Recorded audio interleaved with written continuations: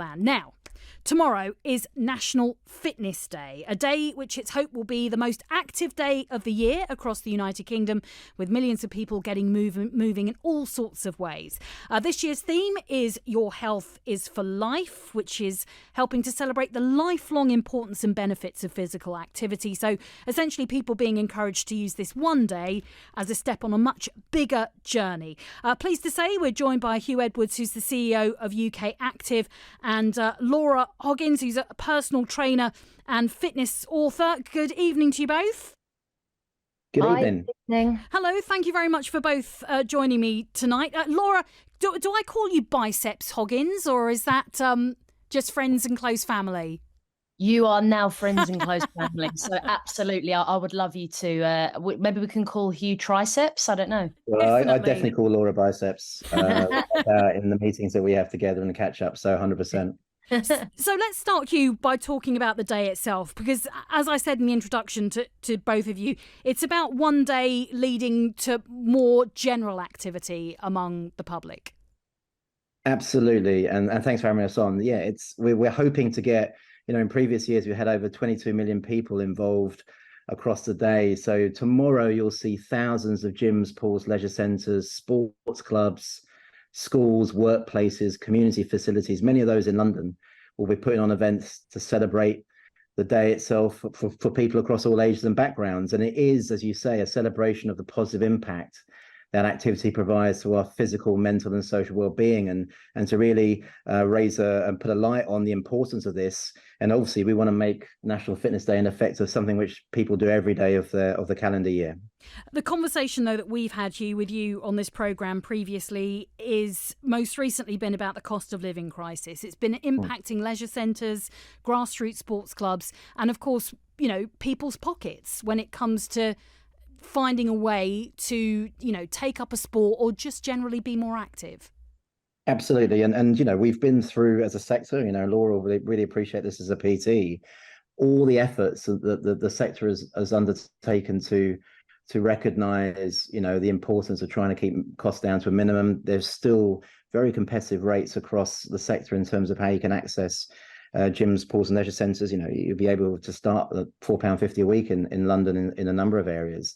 But you're right. I mean, there is a pressure on people's incomes and the money they're spending on their day-to-day life. What's becoming really important and coming through in our survey work and our polling is how important activity is to people's physical and mental well-being. This has come out very strongly in the polling that we're producing, which is showing that utilising and going to a gym, pool and leisure centre, a lot of people are doing it primarily to support their mental health. And so it's part of people's day-to-day fabric. And what we want to do, especially working with the sector and with our members, but also with the government, is take away as much of that pressure as possible to make sure that people can build this into their day-to-day lives. Tomorrow's a celebration of the positivity, but we need it to be every day so we can support the NHS, support greater productivity, take the pressure off people's physical and mental well-being challenges that they have. Laura, as a personal trainer, I'm sure you know that some of the people that come to you have probably felt quite intimidated, haven't they, about getting back into sport, maybe that they're worried about what it involves and also just how tough it might be. Yeah, absolutely. I think the fitness industry has can sometimes have a bit of a reputation as sort of a bit go hard and go home. And I think now more than ever, it's so important that we focus on exercise, like you said, for our mental and physical health. And it can feel such a great undertaking just to get started, or like you said, returning to fitness after a period out for whatever reason. So I guess from a personal training perspective, and as someone who knows and values how much fitness can change your life, is don't think about it being perfect by today, tomorrow. Utilize tomorrow to celebrate National Fitness Day, to make a start, and then you build from there. I think, the gym environment can be fantastic in building a community, but walking is underrated. Do what you can with what you have and let the momentum build, and then the motivation will come, I promise. Is that your advice then? Just take that first step and then the next one?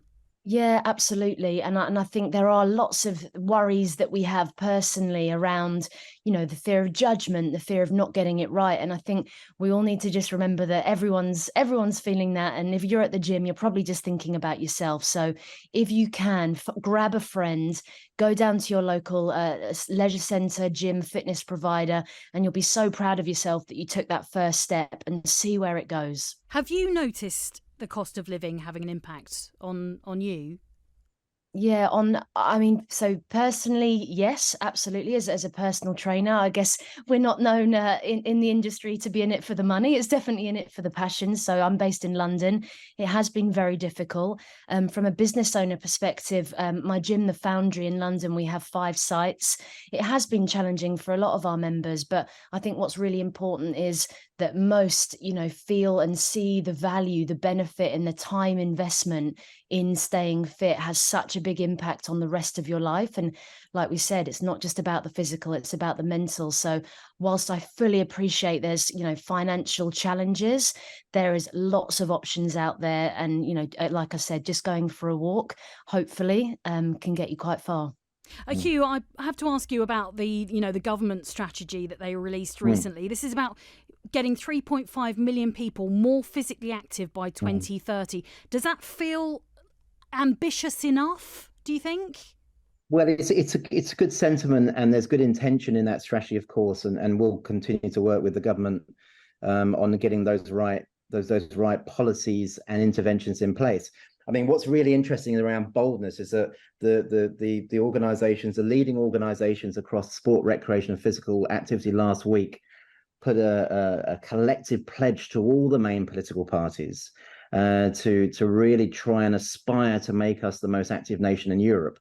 That will require us to achieve 10 million more people meeting the chief medical officer's guidelines of activity, which is 150 minutes a week, moderate exercise. And so that's where we want to have this North Star for London and for the whole UK, is to really seize the opportunity, as Laura will appreciate, is the profound impact and positive impact that physical activity has in day-to-day life. And we're looking at some of the real challenges we're facing as a nation, with obesity crisis, with waiting lists, 1 in 7 people on waiting lists, with 2.5 million people off long-term sick right now. We need a boldness of ambition. Now, the sector and the industry leaders within that are completely united and determined to work with government, this government, any future government, on making that ambition reality, because it will have a profound impact on the health and well-being of our great nation. Huw, Laura, thank you both for speaking to me this evening. National Fitness Day tomorrow, and I'm sure you both hope it leads to National Fitness Day 2, Day 3, etc. 100%. Yeah. Absolutely. Thank you so much. Thank you very much for your time. So National Fitness Day tomorrow. If you do want to kind of, get inspired and go and find out what's out there, then I'm sure it is just a Google